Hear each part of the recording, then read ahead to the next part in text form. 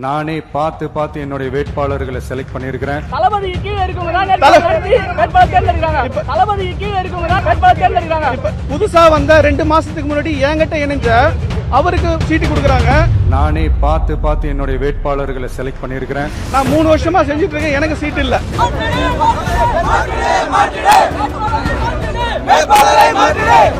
மாவட்டம் கேவிக்குப்பம் தொகுதியிலிருந்து வரோம். பிரபு சார் வந்து இவ்வளவு நாளா கேவிக்குப்பம் தொகுதியில 3 வருஷமா வேலை பார்த்துருக்காரு. புதுசா வந்து ஒருத்தர் வந்து வேட்பாளர் நிக்க வச்சிருக்காங்க. நாங்க வந்து அது நான் பொது செயலர் சொல்லி தான் செஞ்சிருக்கேன். தாக்கல் பண்ணிருக்காங்க. 500 பேர்ல இருந்து ஒருத்தர் கட்டங்களும் நேர்காணல் நடத்தல. ஒருத்தர்களும் நேர்காணல் நடத்தலாம். ஜனநாயக கட்சியா இருந்தா நேர்காணல் நடத்திருப்பாங்க. எந்த முறையில உங்க வேட்பாளர் வந்து தேர்வு செஞ்சாங்க? நேர்காணல் நடத்தல. என்ன எங்க என் சைட்ல இருந்து 120 பேர் நாங்க அப்ளை பண்ணிருக்கோம். 120 அப்ளிகேஷன் எனக்காக பரிந்துரை பண்ணிருக்காங்க. இது வரைக்கும் என்ன கூப்பிட்டு பேசல. ஆனா பட் நான் கேவிக்குப்பம் தொகுதி வேலூர் மாவட்டம் தளபதிக்கு கீழே இருக்கவங்க தான் வேட்பாளர் தேர்ந்தெடுக்கிறாங்க. எங்களோட உரிமையை கேட்க வந்திருக்கோம். 3 வருஷமா நாங்க பண்றதுக்கான எல்லா சான்றுமே இருக்கு.